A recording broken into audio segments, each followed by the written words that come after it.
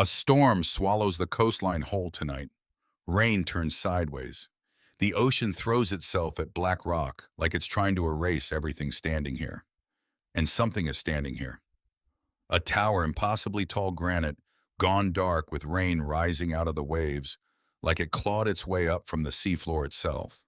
At the very top, a light still pulses. On, off, on, off. A heartbeat nobody should be alive to keep beating. Because 40 feet up on a walkway that groans under every shift of weight, someone presses their back to cold stone. Doesn't breathe. Footsteps climb behind them. Heavy, deliberate. Closing the distance one wet iron rung at a time. Somewhere below, a gunshot cracks through the storm, and the light keeps pulsing, watching, waiting to see who survives long enough to reach the top. The rain in Cutter's Point, Maine doesn't fall. It attacks. It comes sideways off the Atlantic needles of cold salt water, and it hits the granite tower like it's trying to knock it into the sea. I'm 40 feet up, on a rusted iron walkway that groans every time I shift my weight. Below me, waves crash against rocks that could break every bone in my body in under 2 seconds. And behind me, footsteps. Heavy, deliberate, climbing. I press my back against cold stone and I don't breathe. Because breathing makes sound. And sound gets you killed. This is not where I thought I'd end up 3 weeks ago. Let me back up. My name is Greer Holloway. I'm 19 years old. And 6 months ago, I had a father. Malcolm Holloway built a shipping logistics empire out of a single leased warehouse in Portland when he was 26.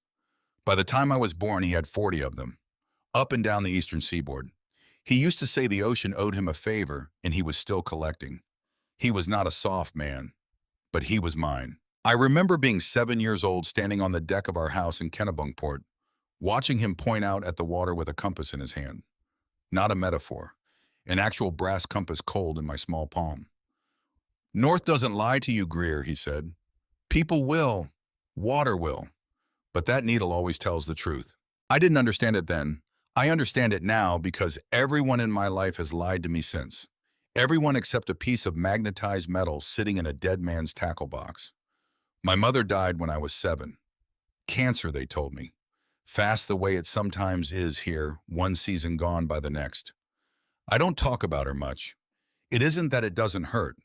It's that it hurts too much to turn into small talk. 5 years ago, my father remarried. Her name was Renata Voss, a corporate consultant with a smile that never once reached her eyes, and a laugh that always sounded rehearsed like she'd practiced it in a mirror. She had a way of touching your shoulder that felt less like affection and more like she was checking your temperature for a fever she intended to profit from. I didn't trust her on day one. I never did. But my father loved her, or thought he did, and I've since learned that kind of love can be engineered, manufactured, if someone is patient enough. Renata Voss was nothing if not patient. 6 months ago, my father's heart stopped in his sleep. Coronary failure, the doctor said.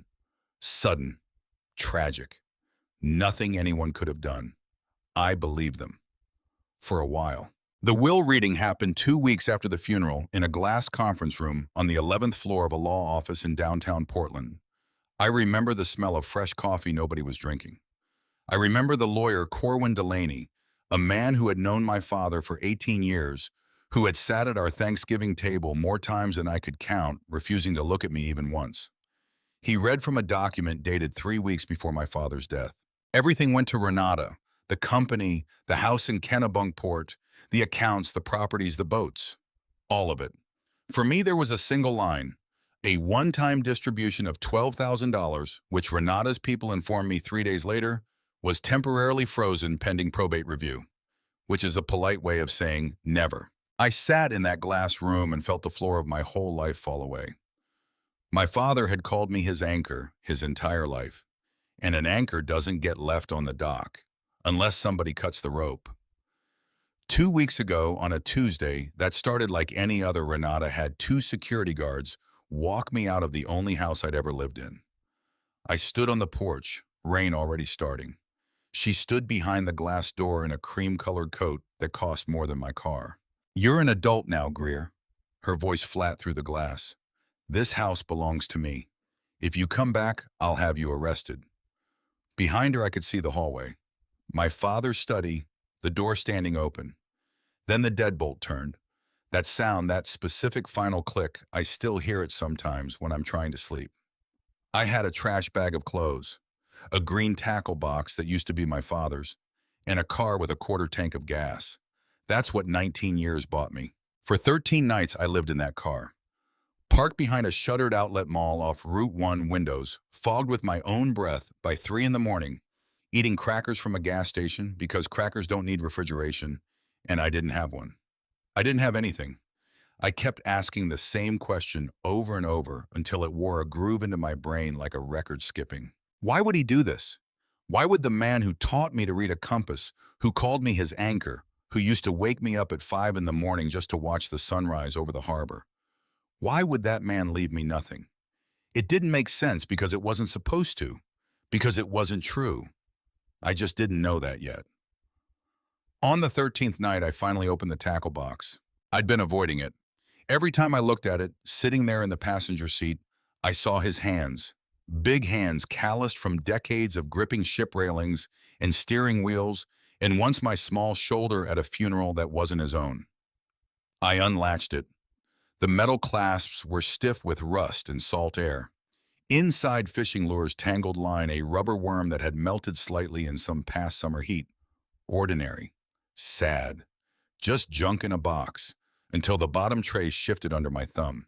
A half-inch give that shouldn't have been there. My heart started hammering the way it does right before something changes your life, and some animal part of your brain already knows it. I wedged my thumbnail under the plastic edge in pride. The false bottom lifted with a soft click. Underneath a folded square of yellow legal paper and a small brass keel, the kind with a round bow and worn teeth. My hands shook so hard I nearly tore the paper unfolding it. His handwriting, rushed, slanted almost sideways like he'd been running out of time even as he wrote. Greer, if you're reading this, it means she won. I'm sorry, I didn't leave you anything on paper because paper can be changed. Words on paper can be rewritten by anyone with the right lawyer and the wrong soul. This key opens a box at Coastal Trust Bank downtown.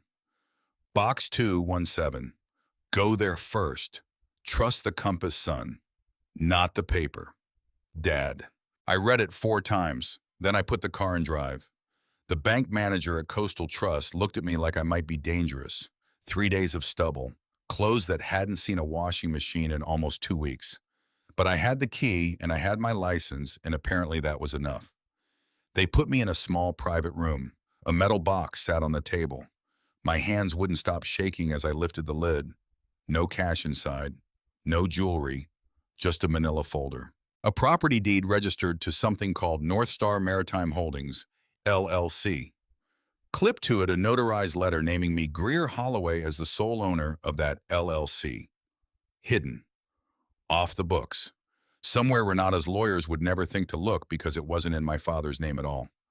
The property address made my stomach drop. Cutter's Point, Maine. A stretch of coastline 3 hours north. I'd never heard of it. Never once in 19 years had my father mentioned it. Underneath the deed, one more thing. A single black and white photograph, the edges gone soft with age. A lighthouse, massive. A tower of dark stone rising out of jagged rocks like something out of another century. On the back in pencil in my father's handwriting from a version of himself I never knew. The truth doesn't hide in the dark, Greer. It hides in plain sight where nobody thinks to look up. Look up. Why did that phrase feel aimed directly at me?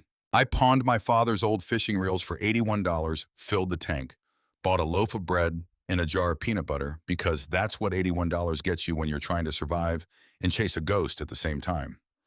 Then I drove north. The coastline got wilder the further I went. Trees leaning permanently sideways from decades of wind.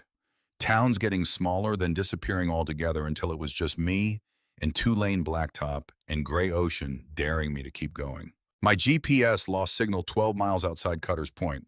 I kept driving anyway, following a hand-scrawled set of coordinates copied onto a gas station receipt.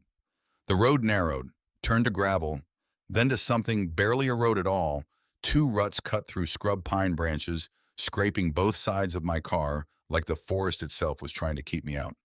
Then the trees broke, and I saw it. I stopped the car in the middle of the dirt track. My foot came off the gas before my brain gave the order because what stood in front of me didn't fit into any category my mind had ready for it. A lighthouse. Not a small one. Not a postcard lighthouse with a cheerful little fence. This thing was enormous, 100 feet if it was an inch. A tower of dark granite blocks stacked and mortared by hands that worked a century and a half ago, rising straight up out of a spine of black rock that jutted into the ocean like the shoulder blade of something buried. The paint that once covered it had peeled into long curling strips hanging off the stone like dead skin. Near the top, a rusted iron balcony wrapped the tower's widest point, a widow's walk, though I didn't know the name yet. I'd learn it soon enough, and I'd learn why it was called that, and the answer would make my skin crawl. At the very top, behind glass gone cloudy with salt and time alight. Faint. Almost nothing. A pulse slow as a dying heartbeat. The Coast Guard had decommissioned this lighthouse, I'd find out later, just over a decade ago. Officially retired. Officially dark. Except it wasn't dark. Someone had kept that light alive. Someone who wasn't supposed to exist in my father's story at all. I sat there with both hands on the wheel and the engine ticking as it cooled, and I thought, this is not a house. Not a hunting cabin, not a barn, not any of the ordinary things a rich man hides money behind.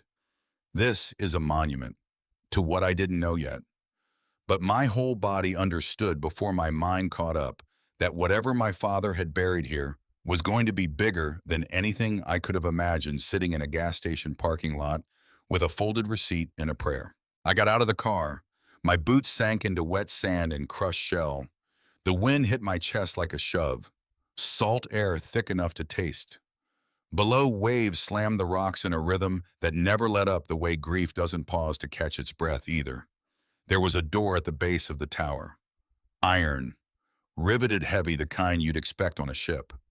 A brass plate beside it had gone green with corrosion, and the keyhole looked like it hadn't been touched in years.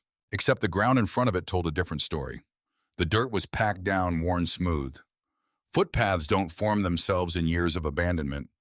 They form because somebody walks the same 15 feet over and over week after week. Somebody had been here, recently, regularly. My hand went to my keys, the only thing sharp enough to call a weapon, and that's when I heard the voice. "You've got his eyes." I spun around so fast, I nearly went down on the wet rock. An older woman stood maybe 10 feet away. Silver hair pulled back, tied with what looked like actual fishing twine. A weathered green coat patched at both elbows. Boots caked in mud to the ankle. She held an oil lantern, its flame guttering against the wind, but refusing to go out. She looked at me like she already knew exactly who I was. "I'm sorry, what—" Malcolm's eyes? She stepped closer, studying my face the way you'd study a photograph you'd been carrying for years. Same gray, same way of squinting when you're scared and trying not to show it. My whole body went cold, colder than the rain. "You knew my father. I knew your father better than that woman he married ever did." Something hardened in her voice on the word woman, like it cost her something to say it politely. "Vivian Hale. I keep this light burning. Have done every night because a man asked me to, and I gave him my word.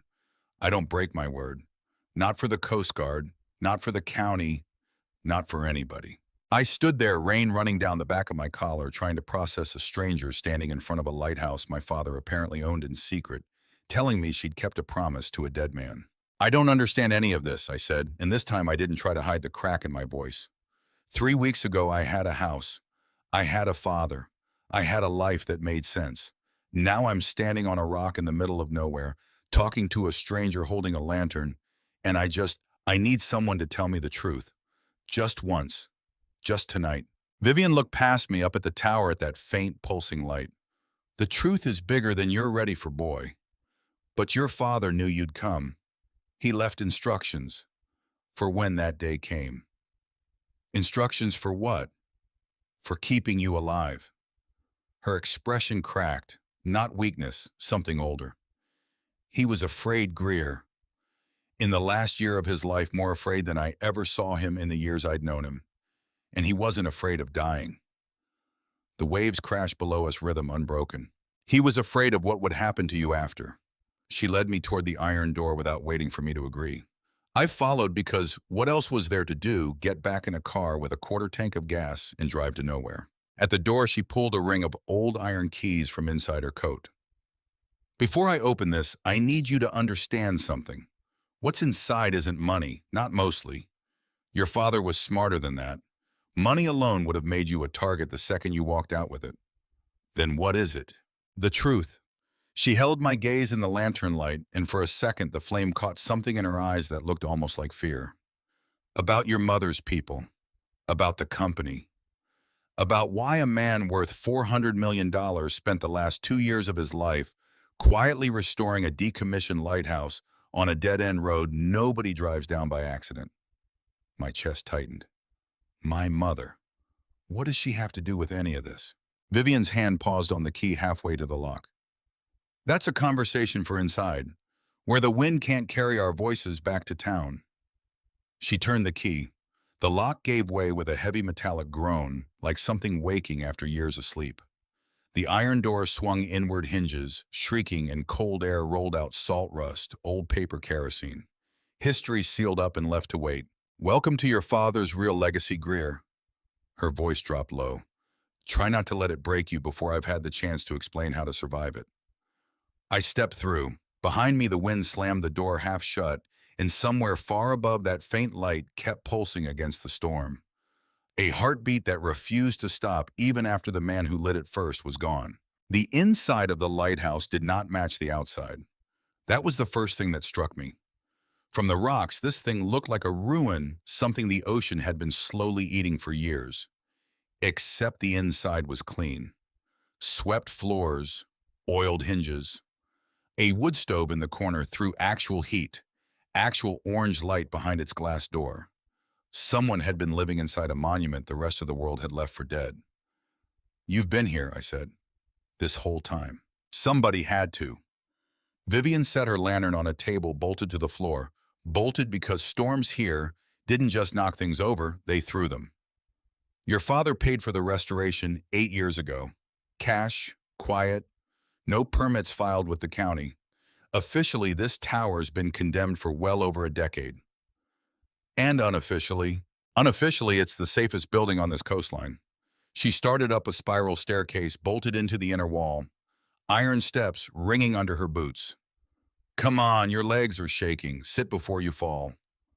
I followed. Round and round walls curving in tight, my palm dragging along cold stone worn smooth by a century and a half of other hands doing exactly what mine was doing now. We stopped on the second level. A single room, a cot, a desk. Nautical charts pinned to the walls, yellowed ink notations scrawled across shipping lanes in handwriting I recognized instantly. His handwriting. My chest did something complicated, tightening and dropping at once. He worked up here. He thought up here. Vivian lowered herself into a chair that groaned under her weight. There's a difference. Down in Portland in that glass tower with your stepmother on his arm at every gala he performed. Up here alone, he actually thought. About the company, about the board, about her. I sat on the edge of the cot. My legs were still shaking. She'd been right about that. Tell me about my mother, I said.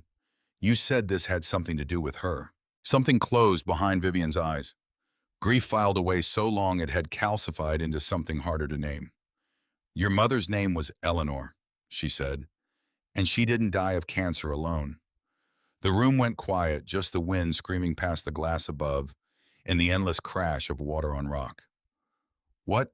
I'm not saying the cancer wasn't real. Vivian leaned forward, elbows on knees, old hands folded like she was bracing herself. I'm saying it wasn't natural in the way you think. Malcolm didn't figure it out until years later, long after Eleanor was gone, when there was nothing left to do but grieve and get angry and bury both feelings so deep his second wife wouldn't see them. Figure out what? That someone in your mother's orbit had access to her medication for the better part of a year before she got sick. Vivian's jaw tightened. The specific cancer she developed has been linked in research your father paid a fortune to commission privately to prolonged exposure to a particular industrial compound, one manufactured by a company your mother's own family used to hold a stake in. My ears were ringing. Are you telling me someone poisoned my mother on purpose 12 years ago? I'm telling you, your father believed that. Came to believe it piece by piece the way a man believes something he doesn't want to be true only after the evidence stops leaving him any other option. Who? She didn't answer right away. Who, Vivian? I don't know, she said, and for the first time I believed the crack in her voice was real.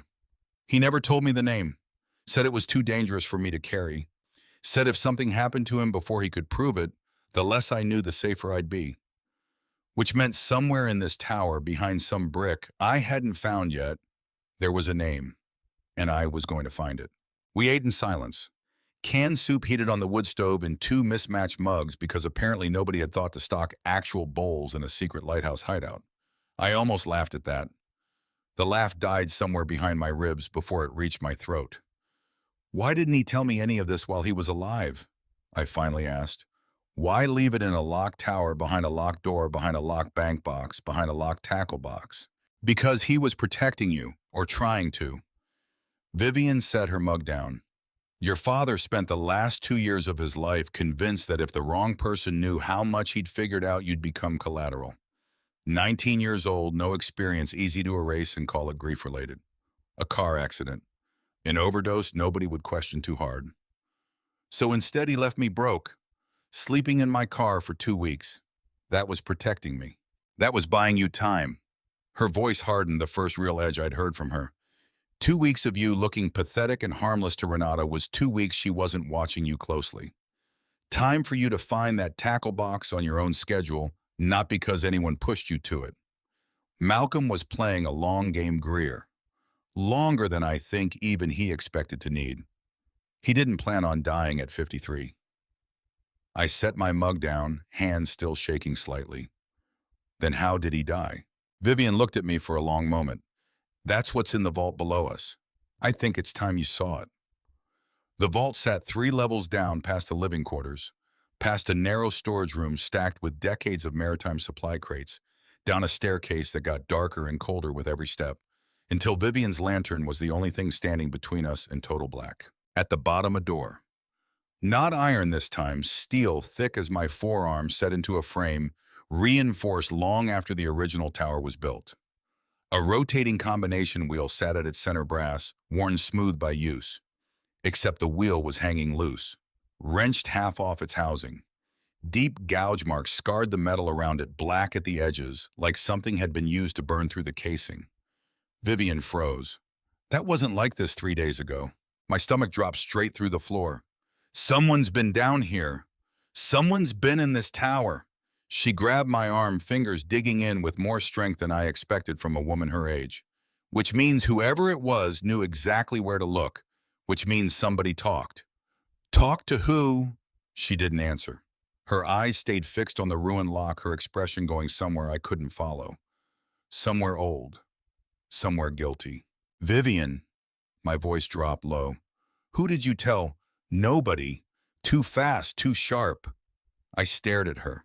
That pause before nobody I'd heard that pause before, from lawyers who eat at Thanksgiving and don't look you in the eye, from stepmothers who smile without their eyes joining in. Vivian, we don't have time for this. She was already moving toward the ruined door, voice gone brisk and businesslike, a wall going up between us. Whoever did this might still be close. We need to see what's inside before what? Before they come back to finish the job. The vault door groaned open on hinges, not oiled as carefully as everything else in this place. Inside, not a bank vault full of gold the way I'd half imagined on the drive up. Something stranger, sadder. Filing cabinets. Rows of them, steel fireproof, crammed into a circular stone chamber at the base of a century-and-a-half-old lighthouse.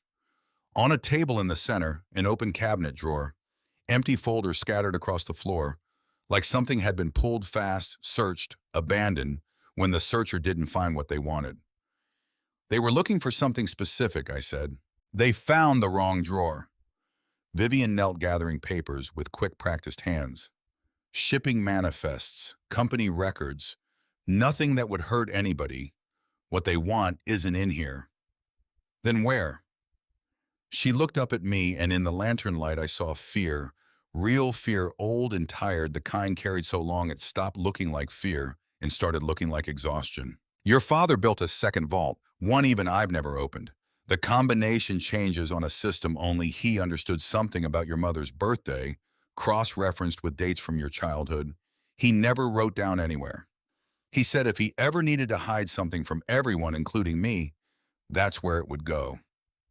Where? Up. She pointed toward the staircase toward the tower rising above us into the storm, where he kept the actual light burning, in the lamp room. Nobody breaks into a working lighthouse mechanism expecting to find a second vault, which is exactly why he built it there. I was already moving toward the stairs. Greer, I need to see it. My voice cracked and I let it. I need to know what happened to him. What happened to her? I've spent 2 weeks sleeping in a car wondering if I imagined an entire relationship with my own father. I'm done wondering, Vivian. I need to know. She caught my sleeve at the base of the stairs. Then you need to know something else first. Something I should have told you the second you walked through that door. I stopped. What? 6 months ago. Her hands trembled and it wasn't the cold. Right around the time your father died. A man came to see me, well-dressed, soft-spoken, said he was helping settle Malcolm's estate, needed to understand the maintenance arrangement so it could be properly transferred. Vivian, my daughter's sick, Greer. The words rushed out like something breaking loose after being damned too long. Ray, 26 years old, kidney failure. The transplant list is years long and the private option costs more than I'll make in the rest of my life keeping this light burning for a dead man's promise. And this man, he knew that, somehow before I ever said a word. My blood went cold. What did you tell him? Nothing at first. Tears cut tracks through the wind-chapped skin of her face and she didn't wipe them away. But he kept coming back, every few weeks, asking small things. Was the light still running? Had anyone visited? Had a young man come asking about a green tackle box? The floor tilted under me. You told him about the tackle box. I didn't know what it meant. Her voice cracked into something raw. He never asked me to hurt you. He asked me to watch. And then last week when Ray's transplant fund came up $40,000 short and the hospital called about losing her spot on the list, he called, said the money would appear if I confirmed one thing. Confirmed what? That you'd found the deed. Her whole body shook now. That you were coming here. I stood there in the base of a stone tower my father built to protect me, listening to the one person he trusted enough to guard it tell me she'd sold my location for her daughter's life. And the terrible thing, worse than the betrayal itself, was that I understood it. Completely. If it had been my own mother dying, I don't know what I wouldn't have done. Who was he? I said quietly. The man who came to see you. Silver hair, expensive coat, called himself. The door at the top of the staircase blew open. Not from wind, boots. Heavy, fast, multiple sets pounding down stone steps that hadn't held that much weight in decades.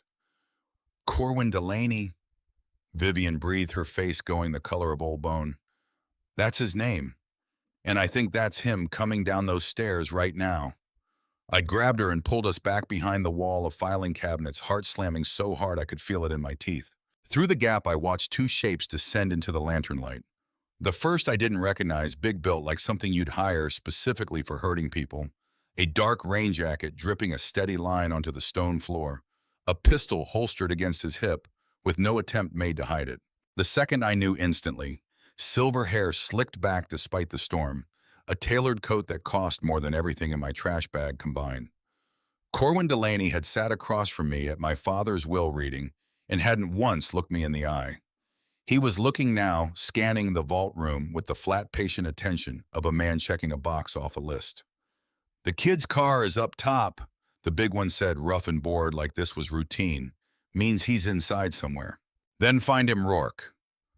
Delaney's voice was smooth-cultured, the exact voice from that glass conference room, stripped now of every ounce of warmth he'd faked at every Thanksgiving I could remember. And the woman, too. If she's told him what she knows, we have a problem that needs solving before it leaves this island. My stomach turned to ice. A problem that needs solving. They weren't here for documents. They were here to make sure I never left this tower able to tell anyone what was in it. Beside me, Vivian's breathing had gone ragged, shallow, terrified. I pressed my hand over her mouth gently and shook my head. Her eyes, wide and wet above my fingers, held something I hadn't expected. Not just fear, resolve. She pulled my hand down slowly and leaned close enough that her whisper barely stirred the air.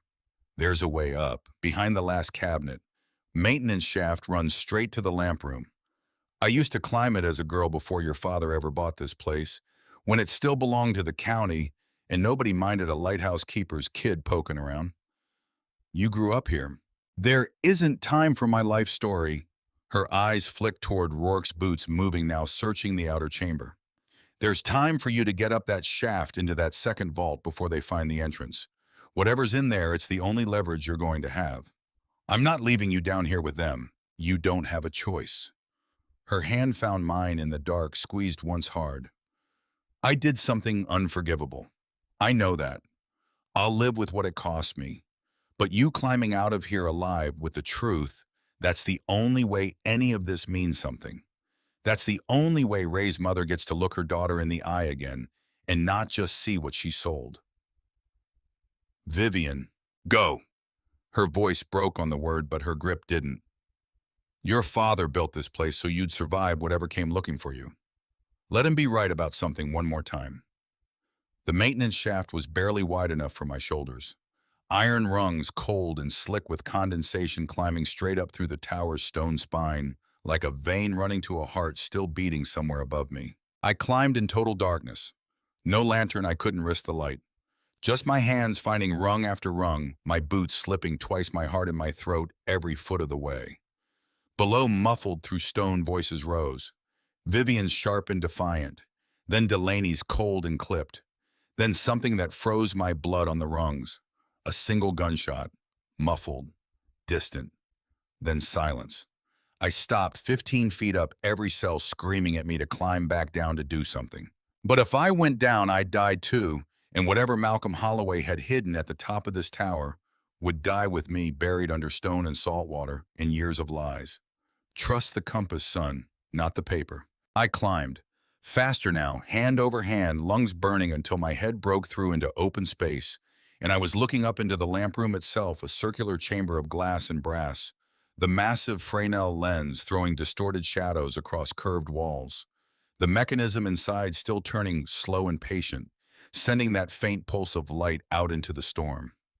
A heartbeat that had outlasted the man who started it. I hauled myself up onto the floor, chest heaving, hands scraped raw, and looked around at brass fittings and glass panels in a century and a half of maritime engineering, searching desperately for anything that looked like a second vault. Then I saw it. Carved into the base of the massive lens, housing nearly invisible, unless you already knew to look, a small brass panel. A keypad, old mechanical, 4 rotating dials instead of buttons. A combination only he understood. Something about your mother's birthday cross-referenced with dates from your childhood. My hands shook so badly I could barely turn the dials. Below me, through the shaft boots, hit iron rungs. Someone climbing after me. Maybe 90 seconds before whoever fired that gun reached the lamp room. 90 seconds to solve a puzzle my dead father had built specifically so no one but me could ever solve it in time. I closed my eyes. My mother's birthday, March, the 3rd month. My own birthday, October, the 10th month. The day she died, a date I'd spent 12 years trying to forget and somehow never had. The 7th. My fingers moved the dials. 3. 10.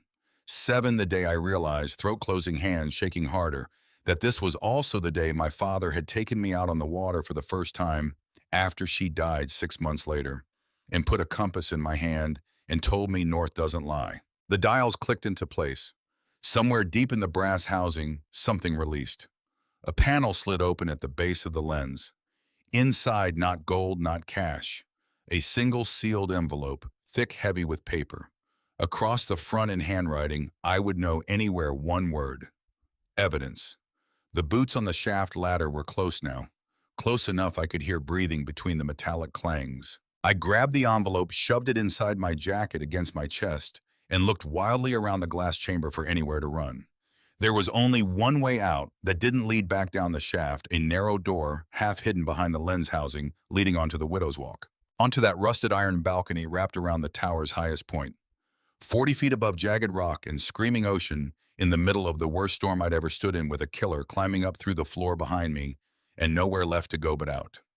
I pushed through the door into the storm and understood with total and terrible clarity exactly how this night was going to end, one way or another. The wind on the Widow's Walk hit like a wall. 40 feet up, rusted iron railings, slick with rain, the only thing between me and rocks that would end everything in about 2 seconds flat. Below, the Atlantic threw itself against the shoreline like it had a personal grudge against the whole night.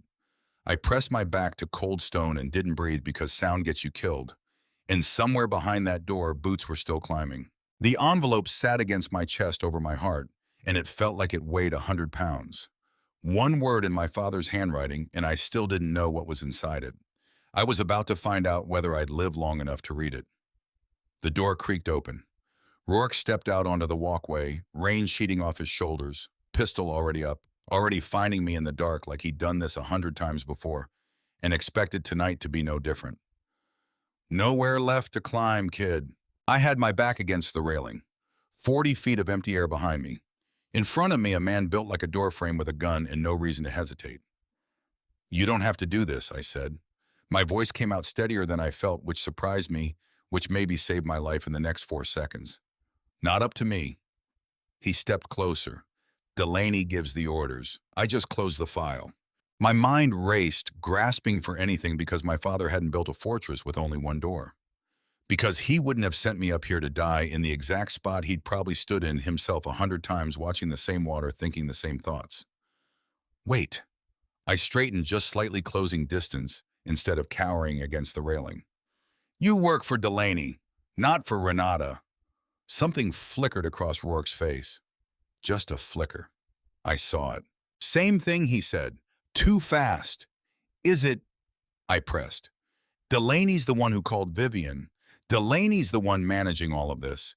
If something goes wrong tonight, if a 19-year-old dies on a lighthouse, his own stepmother's lawyer was seen visiting, whose name ends up in the newspaper first, yours, not his.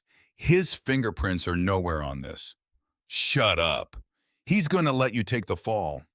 My heart slammed against my ribs. That's how it always works with men like him. For 1/2 second, Rourke's gun hand dropped. Barely, an inch. It was enough.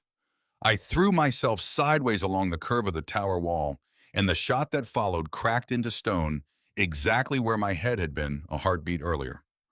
Rock chips stung my cheek. My ears rang. I ran because there was nowhere else to go except around the curve of that narrow iron walkway 40 feet up rain, blinding me one wrong step from the rocks below. The walkway wrapped the full circumference of the lamp room, which meant it eventually led back to the same door, which meant I was running in a circle toward the same man with the same gun. Think, Dad, if you built this place to keep me alive, you didn't build a dead end. Not you. My hand hit something cold, bolted to the tower wall at chest height. I almost ran past it blind. A ladder, old rusted, half hidden behind a support strut, running down along the outside of the tower toward the rocks below. An escape route, probably a century old, probably meant for keepers doing exterior maintenance in weather exactly like this. I didn't think. I grabbed it and went over the railing. Behind me, Rourke's boots hit the walkway fast, closing the gap. I climbed down into the storm rung after rung, rain hammering my knuckles, white wind trying to peel me off the wall. My foot slipped once. I caught myself.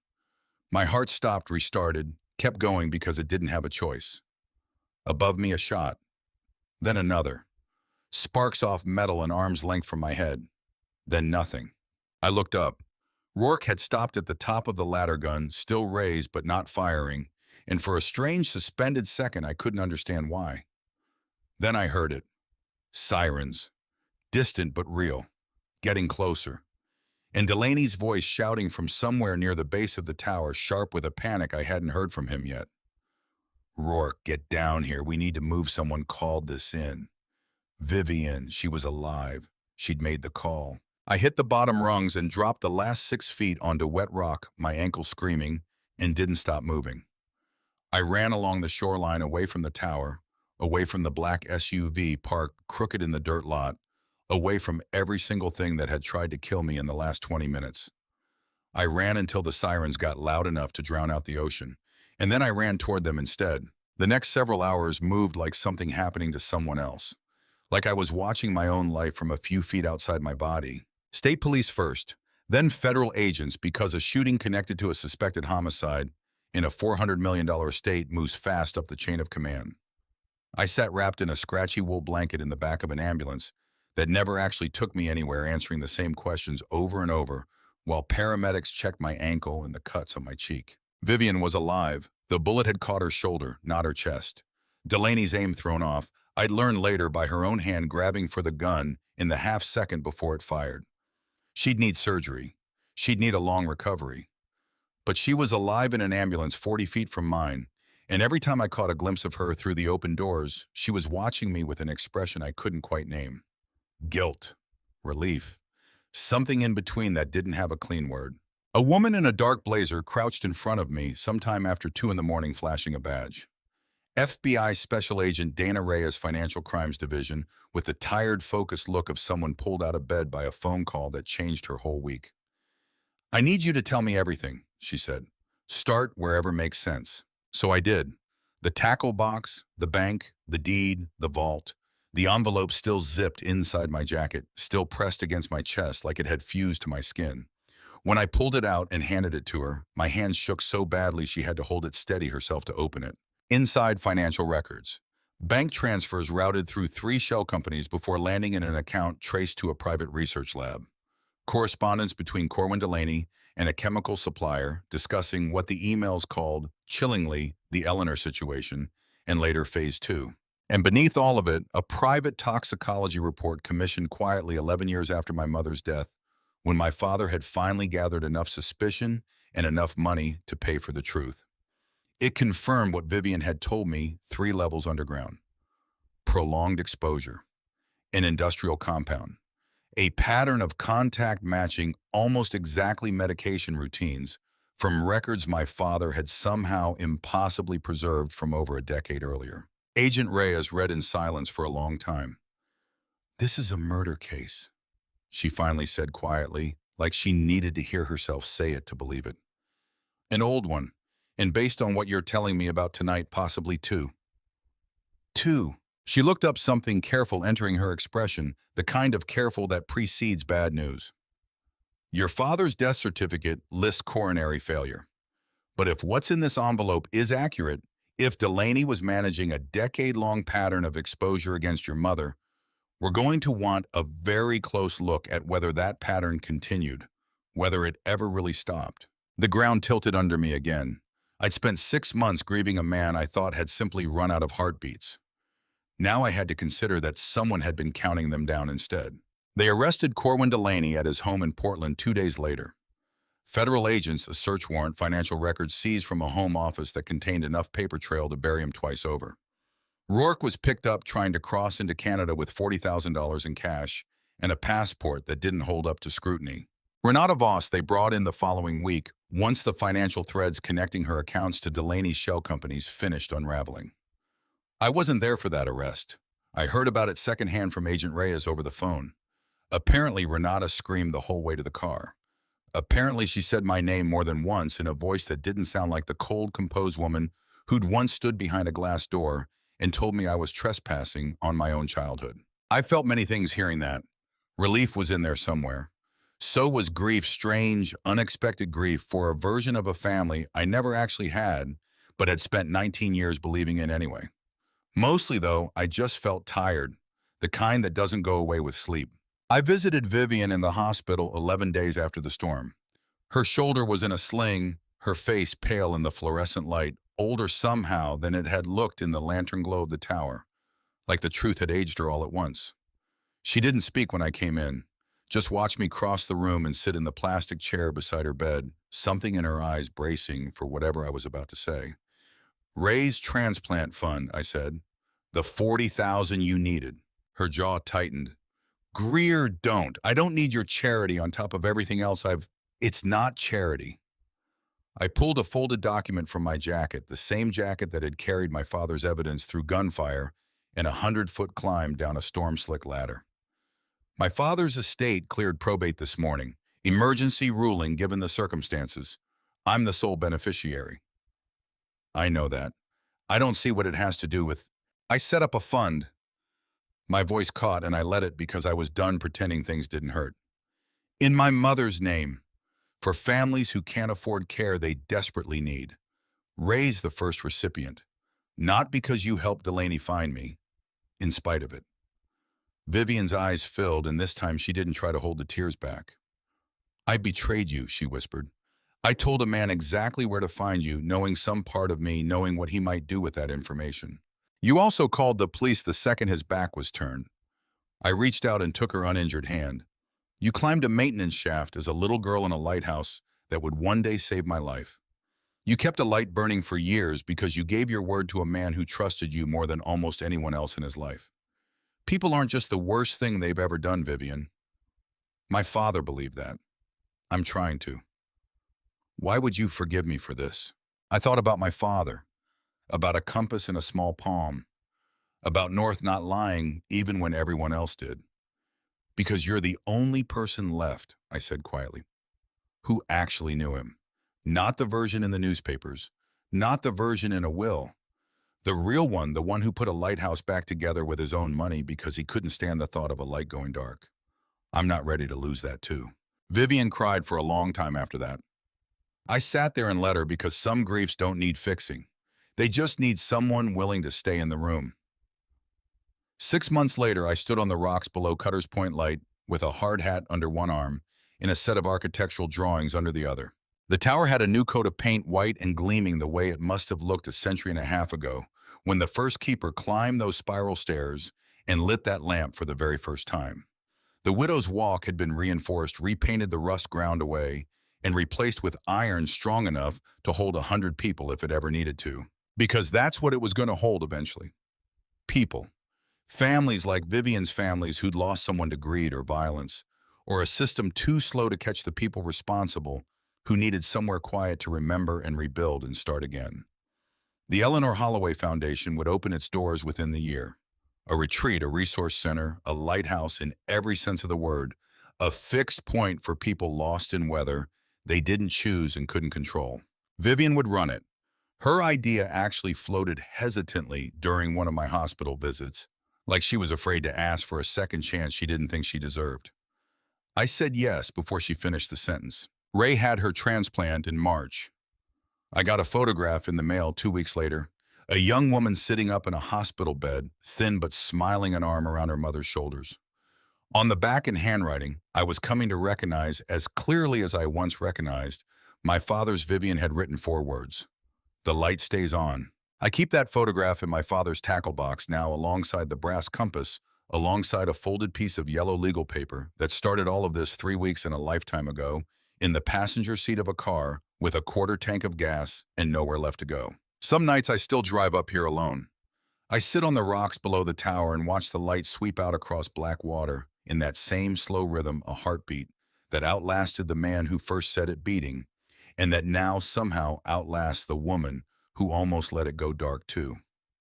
They thought a 19-year-old with a trash bag and an empty gas tank was easy to erase. They forgot the one thing my father spent his whole life teaching me. The needle doesn't lie. It just waits for you to stop spinning long enough to read it. And above the rocks at Cutter's Point, a light that was never supposed to burn again keeps turning through the dark night after night, guiding home anyone brave enough to still be looking for the shore.